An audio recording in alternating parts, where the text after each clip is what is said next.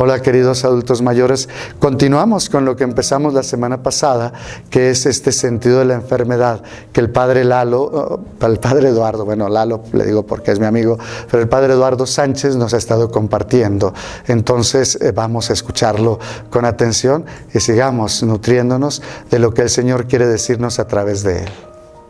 Así entramos pues al tema que nos compete, la interpretación religiosa al sentido de la enfermedad.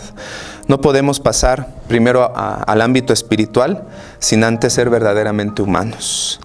Bien, la interpretación religiosa considera la salud y la enfermedad como formas contrapuestas. La interpretación de la fe. La salud y la enfermedad se contraponen, ¿verdad? Pero en el sentido cristiano también son complementarias. Y es por eso que vamos a echar mano de este libro, que para mi punto de vista es buenísimo. Se llama Ética de la Vida, de Eberhard Schockenhoff, no sé cómo se pronuncia, y es de Biblioteca Herder, Ética de la Vida. Entonces, pues ojalá que nos sirvan los aspectos que nos va marcando el autor, sobre todo en la investigación que tiene de varios autores. Vamos a entrar ahora sí en tema de lo religioso y de lo espiritual. La interpretación religiosa de la enfermedad. Tanto la estima natural de la salud como el conocido temor que siente todo ser humano frente a la enfermedad están sostenidos por la conciencia de la insuficiencia de la vida. Llega un límite en nuestra vida. Conciencia que prohíbe tanto una aceptación apresurada de la enfermedad como también una lucha desesperada contra ella, mantenida hasta el rechazo último de la propia muerte. Es muy humano encontrarnos situados con personas que le tienen pavor, miedo a la enfermedad y también a la muerte. Eso es muy humano sentirlo. Por eso cabe muy bien que la interpretación religiosa de la salud y de la enfermedad nos ayude a entender y a profundizar en ello. Esta interpretación procurará evitar desde el comienzo dos extremos, frente a los que la comprensión religiosa de la enfermedad ha fallado a lo largo de la historia, uno o en otro sentido. Vamos a hablar de esto. Tal interpretación no considera la salud como el valor supremo y el fin inmanente de la vida. Es decir, la interpretación religiosa de la enfermedad no considera la salud como el valor supremo y mucho menos lo que le da sentido a la vida. Nosotros, los cristianos, los creyentes, encontramos sentido a nuestra vida ¿en quién? En Dios, en su voluntad. Por eso la salud es consecuencia de mi fe, de mi depósito de fe en Dios y de mi confianza en el Señor. Bien, la salud y la enfermedad se presentan al hombre de fe como segmentos entrelazados del camino de su existencia terrena que lo remiten de formas diferentes a su destino propio, a su fin último. Y nuestro destino es la presencia de Dios, nuestro fin último es estar ahí en el cielo, en la eternidad, en la presencia de nuestro Padre bueno, amoroso y tierno, que nos quiere y que está al pendiente de nosotros. Vamos a dar un pequeño recorrido sobre la Sagrada Escritura, el sentido de la enfermedad en el Antiguo Testamento, el sentido de la enfermedad en el Nuevo Testamento. Nos referimos al Antiguo Testamento. Los escritos bíblicos describen a la enfermedad y su superación por curaciones milagrosas y se centran en las experiencias humanas fundamentales que con ellas se asocian. Describen sobre todo la dificultad corporal y psíquica de la enfermedad que según el nivel del saber médico de esa época del Antiguo Testamento pues no permitía un diagnóstico exacto como en nuestros tiempos. Entonces estar enfermo se convierte para la mentalidad del Antiguo Testamento en una metáfora de vida que remite en general al sufrimiento y penuria como el destino del hombre. El arte de curar del antiguo Israel se encuentra muy a la saga de la medicina del antiguo Egipto y de la antigua Grecia. El desconocimiento de la anatomía interna del cuerpo humano impidió el surgimiento de la medicina interna. Y entonces el médico del antiguo Israel, si es que se pudiera hablar de médico, era sobre todo un cirujano que trataba heridas externas. Todo lo que se podía ver por fuera era lo que se atendía, llagas, ulceraciones, la lepra, etc. En la vida del antiguo pueblo de Israel la medicina permanece restringida a un determinado campo de acción. Y entonces su importancia no estriba en lo médico, sino en lo religioso. En cuanto dimana y es expresión de la fe en Dios que se manifiesta en el Antiguo Testamento. Aquí entonces hay unas ciertas actitudes delante de la enfermedad, tanto del enfermo como de la familia del enfermo y en la mentalidad de lo religioso. Recordemos que se mueve todo en el plano de lo religioso. Y esta es lo que sucede, ¿verdad? No vamos a juzgar al Antiguo Testamento anacrónicamente desde nuestra postura, sino lo que queremos es tratar de comprender esa mentalidad del sufrimiento, del dolor, de la enfermedad delante de Dios. Eso es lo que pretendemos con este clavado que hacemos al Antiguo Testamento. El aislamiento religioso del enfermo. ¿Por qué tenía que ser así? La situación de un enfermo en el antiguo Israel no era lamentable solo porque no existían instituciones para el cuidado de la salud o la atención en la vejez. A pesar de que la visita al enfermo se contaba entre las obligaciones obvias al amor al prójimo, y tenemos diferentes citas, Segunda de Reyes 8:29, en esa misma 9:16, Job 2 del 11 al 13, Salmo 41:7. La dificultad corporal y espiritual del enfermo se agudizaba por el aislamiento social en el que caía por su enfermedad.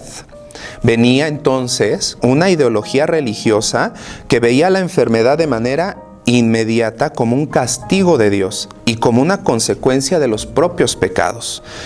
Y entonces aparece un dogma de la retribución. Pues si has cometido todos estos pecados, ahora vienen estos castigos, ¿no? Si has hecho todas estas iniquidades, por eso estas enfermedades que tienes, pues son la consecuencia de haberte apartado del camino de Dios. Era la interpretación que se le daba religiosa a la enfermedad y a las situaciones precisamente de estas enfermedades como la ulceración, incluso la lepra, ¿no? Y había leprosarios fuera de las ciudades en donde la familia abandonaba a sus seres queridos por tener estas enfermedades. Se consideraba castigo de Dios y pues tal vez ellos eran pecadores. Incluso con el Señor Jesús se acercan y le dicen, ¿quién pecó, este o su familia para que este esté así, no? Y ya viene Jesús a cambiar esa visión. Pero seguimos en el Antiguo Testamento.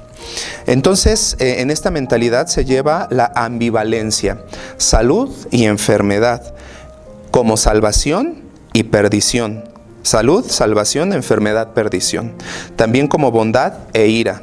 Bondad, la salud, la ira, la enfermedad. Como imagen misma de Dios. Por eso Dios no puede ser pensado solo como el autor de lo bueno, también de la enfermedad, de lo malo, como consecuencia del pecado del hombre. Es parte de esta mentalidad. También lo malo, con lo que amenaza a su pueblo, parte de su insondable voluntad, o sea, mana de su voluntad divina, en la que se encuentran a la par la bendición por haber caminado por sus mandamientos o la maldición al haberse apartado de la voluntad de Dios. Bondad e ira, salud y enfermedad. Por eso, al concluir el anuncio de la ley, el Deuteronomio promete bendición para el caso de la obediencia y maldición divina para la desobediencia. Vamos a dar un ejemplo, Deuteronomio 28, 21, 22. Con esto creo que queda más que suficientemente claro comprender para la mentalidad del Antiguo Testamento la enfermedad y la salud, que van ligados a Dios, a su querer, por nuestras malas actitudes, por nuestro pecado.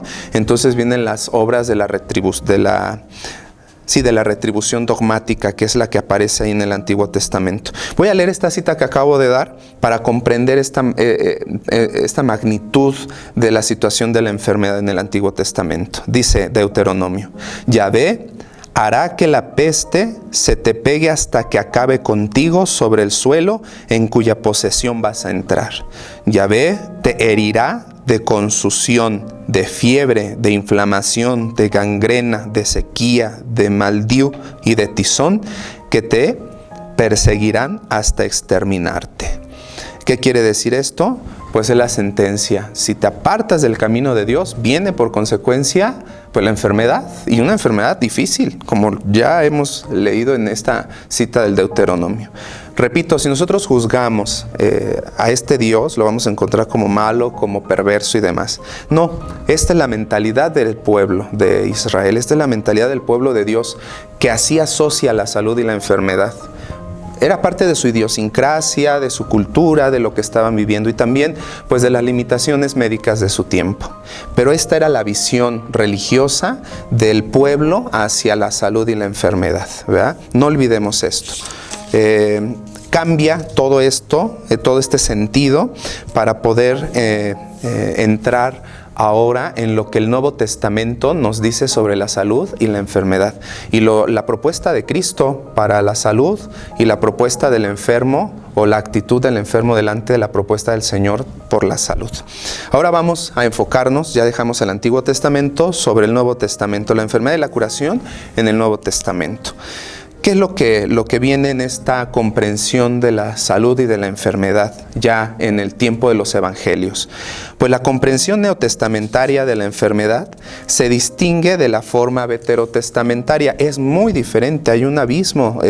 A pesar de que son las mismas costumbres, el mismo pueblo hebreo, las mismas creencias, ya en los evangelios la enfermedad y la salud se entienden de una manera muy diferente. Los evangelios sinópticos narran a cada paso acerca de la especial predilección de Jesús por los enfermos. El Mesías, el que aparece como el Salvador, tiene predilectos y los predilectos de Jesús son los enfermos. La frase con la que se defiende de los fariseos designa incluso el lema bajo el que se encuentra toda la acción de Jesús en el Evangelio. Mateo 9:12. No necesitan médico los sanos, sino los enfermos. Y Jesús, que es el Logos del Padre, que desde siempre, desde la eternidad ha existido con Él y que ahora encarnado en la persona de Jesús de Nazaret, la segunda persona de la Santísima Trinidad, Emmanuel, Dios con nosotros, la revelación plena de Dios en nuestra historia, en nuestro contexto, en nuestra vida terrena, pues viene el Señor Jesús, el Hijo de Dios, el mismo Dios, a decirnos que no necesitan los sanos del médico, sino los enfermos. Y entonces ya con esto cambia toda la mentalidad veterotestamentaria de la enfermedad. Entonces, si estás enfermo, necesitas del médico, y el médico es Jesús de Nazaret. La superación de la enfermedad entonces se presenta en los evangelios como un signo especial del tiempo del Mesías, del tiempo de la salvación, que señala el comienzo ya del reino de Dios. Es más, la palabra salvación viene del latín salutis, que significa salud. La salvación es la salud integral de la persona, mente, inteligencia, alma, espíritu, cuerpo, todo el ser, la psique, la cuestión afectiva, emocional. Salvación significa la salud integral de la persona, y esa la da Jesús por su pasión, su muerte y su resurrección. Entonces, este es el sentido ahora de la enfermedad, que es redimida, que es salvada, que la persona en la enfermedad tiene un horizonte de vida extenso, porque la enfermedad ahora se asocia a la cruz de Cristo. Lo vamos a ver más adelante. Esta nueva interpretación que brota del Evangelio se manifiesta en 3 grados. Primero, las curaciones que Jesús hace. Segundo, la fe de los curados. Y tercero, una crítica que se hace sobre la idea teológica de la retribución en el Antiguo Testamento. Entonces, pues nos vamos a enfocar ahorita sobre la curación de Jesús, que es la primera. Jesús curó a enfermos y actuó como exorcista. Así es como nos lo plantean los evangelios. Este hecho histórico forma parte de las noticias más fiables que nos han sido transmitidas acerca del actuar de Jesús. La exégesis distingue 2 grupos principales de milagros de curaciones. El primer grupo pertenece a las numerosas expulsiones de demonios de personas. Estos relatos entienden la enfermedad de la posesión como un estar invadido por demonios que habitan en el poseído y lo dominan por completo. Los relatos de las expulsiones de demonios por parte de Jesús siguen un esquema literario conocido que aparece con frecuencia en el entorno de toda Palestina. Sin embargo, el punto de vista histórico-religioso reside ahora en la interpretación que Jesús mismo hace de su actuar como exorcista, que rompe la comprensión demonológica de la enfermedad. el triunfo sobre los demonios como el comienzo del tiempo mesiánico de la salud, de la salvación del hombre, porque es el tiempo del reino de Dios. De tal manera que se asocia ahora a la posesión demoníaca como la bajeza más ruin del pecado. Jesús viene a perdonar los pecados del pecador. Y esa salud interior inmediatamente da la salud exterior, el bienestar completo de la persona. Por eso cuando Jesús saca un demonio, cuando Jesús libera a una persona del demonio, la interpretación es que esa persona, en ese ser de la posesión, es porque el pecado que ha cometido, los pecados que ha cometido, lo han llevado a las vorágines y a las perversidades más terribles, en donde se supera incluso la enfermedad física y viene ya una posesión demoníaca. Entonces, este sentido de la sanación de Jesús a la liberación de un demonio o de un poseso, quiere decir que Jesús viene no solo a sanar el cuerpo. La sanación de Jesús va más allá, va a profundidad. Quita la perversión, quita la perversidad del pecado de esa persona, lo restituye en la gracia y entonces desde dentro lo libera, lo sana. Hay una sanación interior desde el pecado. De tal manera que este Mesías de Dios, que ha sido esperado por todo el Antiguo Testamento, no solo quita el problema físico, no solo sana la enfermedad física, sino que libera al alma de la opresión, de las peores abominaciones y de las peores cosas que el pecado puede hacer en la persona. La curación exterior remite también al hecho de que la victoria de Dios penetra hasta la última e invisible realidad de la existencia humana. ¿Qué quiere decir esto? La liberación interior del pecado es el verdadero milagro que se manifiesta en el exterior. Por eso también cuando vamos a hacer la unción de los enfermos, lo primero que se pide es el perdón de los pecados del enfermo, que se restituya en la gracia, que se sane desde dentro para que se manifieste en lo exterior, para que la sanación física sea la consecuencia de esa salud, de esa salvación que Cristo vino a darle desde dentro. A veces se podrá obtener, a veces no. Vamos a ver entonces el sentido de la enfermedad, el sentido del sufrimiento en esta visión cristiana, en la visión de los evangelios. Este es el primer grupo entonces, la salud por las expulsiones del demonio. Y viene el segundo grupo de relatos, está dado por los milagros de curación que Jesús hace, que narran la sanación de sordos, de ciegos, de leprosos, de paralíticos. En el centro de estos relatos se encuentra el efecto curativo que sale de Jesús y que se ve forzado por el contacto corporal, Marcos 6:56, o por medio de irradiación, una fuerza especial, por ejemplo, la saliva en Marcos 7:33 y 8:23, o bien la hemorroísa, que tenía un problema de hemorragias tremendo de no sé cuánto tiempo y había perdido todo el dinero del mundo con médicos de su tiempo, y solo con tocar el manto, el borde del manto de Jesús, entonces se sanó. ¿Qué le hizo recuperar la fe? Y a todos estos enfermos, ¿qué les hace recuperar la fe? Vamos a verlo. Llama la atención el hecho de que no se relata que Jesús tenga alguna curación por imposición de manos o de oración. ¿Qué quiere decir esto? Los evangelios salvan de todos los falsos profetas del tiempo de Jesús y de los que chantajean a la gente. Estos líderes carismáticos que por imposición de manos y oraciones fuertes hacen que los paralíticos se levanten. Esta visión taumatúrgica de la enfermedad. Jesús no es un taumaturgo. Jesús es el Salvador, el que da la salud integral al enfermo, al que lo necesita. Y no solo el enfermo físico, el enfermo de adentro, el enfermo de los sentimientos, de las emociones, del corazón, de la soledad, de la inteligencia, de la mente, que es la loca de la casa. Dios da esa serenidad. Jesús tiene ese poder, no al grado de estos taumaturgos que a base de imposición de manos y oraciones fuertes dan la salud. No, Jesús rompe esos esquemas, ¿verdad? Y lo van anunciando los evangelios. Lo nuevo de las curaciones de enfermos de parte de Jesús en comparación con sus paralelismos rabínicos y helenistas se capta una vez más en la estrecha relación en la que se encuentran con su anuncio del reino de Dios. Jesús viene a anunciar el reino. Y entonces en la predicación del reino provoca en el pensamiento y en el corazón de los que lo escuchan una revolución tremenda, y entonces empiezan a cambiar sus categorías sobre la divinidad, empiezan a cambiar sus conceptos y su sentimiento religioso y sus acciones religiosas. ¿Para qué? Para tener un cambio. Vuelcan toda su vida. Hay un giro copernicano de todos los que encuentran en la predicación del reino de Jesús la oportunidad de la salvación, y entonces se llama conversión. Todos se convierten a Jesús, todos se convierten en seguidores del camino, en cristianos, en aquellos que caminan con Jesús, que son parte de su discipulado.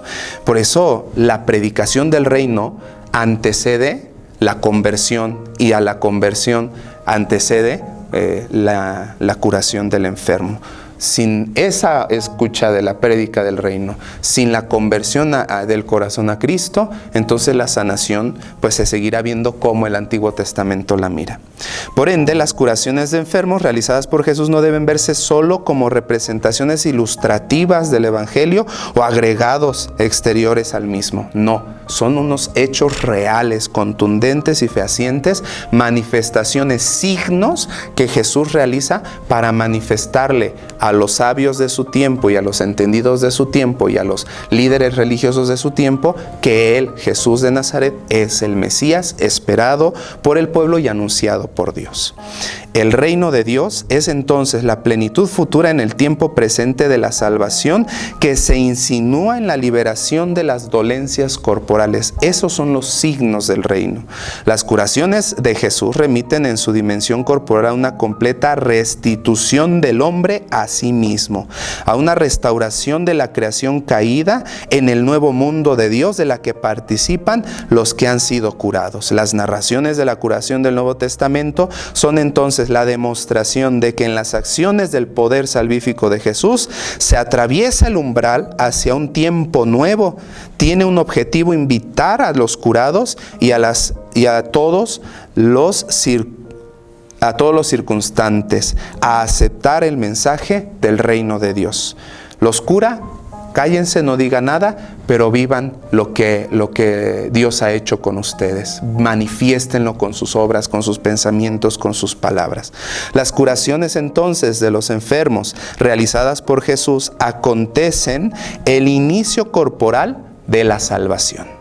Una salvación que se describe como superación de las penurias y derrocamiento de los poderes antidivinos que esclavizan injustamente al hombre. Esto es en los evangelios.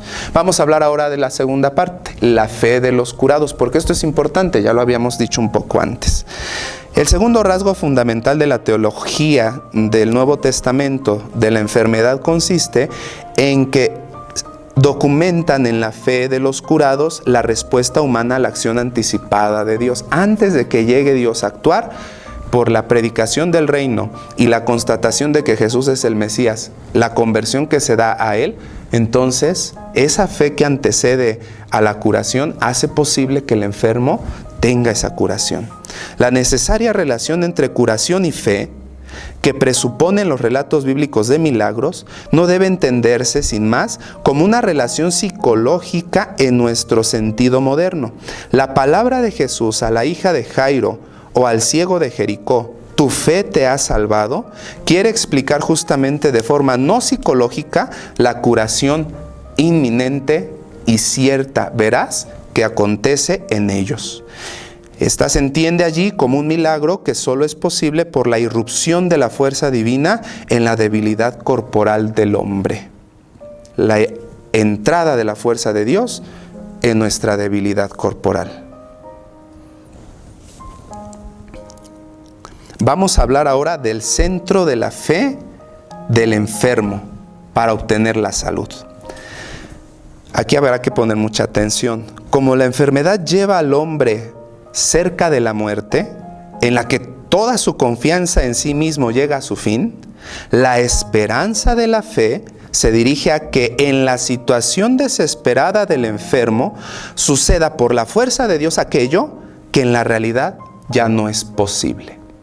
Fe y esperanza del enfermo, en donde ya viene la muerte, no hay otra cosa más que fe y confianza, esperanza en el Señor, de que se haga en realidad lo que ya no es posible. Muchos de nosotros llegamos a tener fe solo hasta que vemos de cerca la muerte o solo hasta que estamos enfermos. Cuando tenemos salud, cuando tenemos juventud, pareciera que la fe es algo que tendrá su tiempo, pero ahora no. Y entonces la juventud, las fuerzas, el vigor que hoy tenemos prescinden de la fe. Pero cuando la vemos ya cerca, la enfermedad y la muerte, entonces sí que vamos a tener una gran fe. Porque ante la irremediable realidad de la muerte, nosotros vamos a dar el salto cualitativo y cuantitativo en el abismo de creer que Dios lo puede todo. Ya en el judaísmo de cuño helenista, o sea, de esa vivencia de los griegos, esta esperanza se vinculaba a la figura del Mesías, la esperanza puesta en él, en el sentido de que en la fuerza de su misión divina superará el poder del mal que se manifiesta en la enfermedad. Esto constituye el trasfondo de representación religiosa sobre el cual hay que ver la participación de Jesús y su anuncio a través de la palabra y de la acción. Jesús no solo cura con la palabra, también con sus hechos. Jesús obraba los milagros de curación no como demostración de su plenitud de poder. Ojo, Jesús cura no para demostrar su poder, como muchos de sus contemporáneos taumaturgos, ¿verdad?, sino como manifestación de la voluntad de Dios. Ojo, aquí ya entonces la enfermedad tiene otro sentido. Mientras que el pueblo pensaba en el Antiguo Testamento que la enfermedad era consecuencia de sus pecados y de sus faltas delante de Dios, y entonces Dios los castigaba con esas enfermedades, Jesús viene a decir que obrar las curaciones milagrosas son la manifestación de la voluntad de Dios. ¿Qué quiere decir esto? Que Dios quiere sanar a su pueblo enfermo.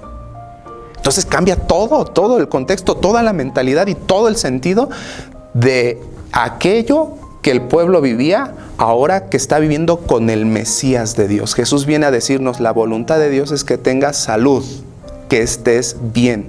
Por eso cuando visitamos a los enfermos y los ungimos con el óleo santo, los pecados que hubiesen cometido les serán perdonados por la santa unción. A eso vino Jesús, al grado de entrar y penetrar desde lo más profundo y arrancar de raíz todo eso que nos está alejando de Dios. ¿Por qué? Porque la voluntad de Dios es que su pueblo viva la salud.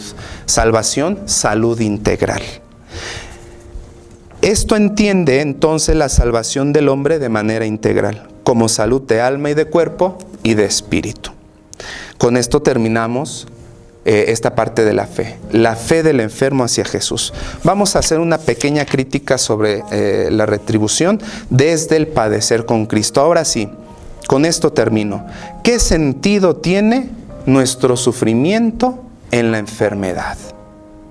La especial dedicación de Jesús a los enfermos lleva a Pablo a la idea de que en la enfermedad se revelan de forma esencial la cercanía de Dios y la fuerza de Cristo crucificado. Él, al justo a través de la prueba y del sufrimiento, llega a la plenitud.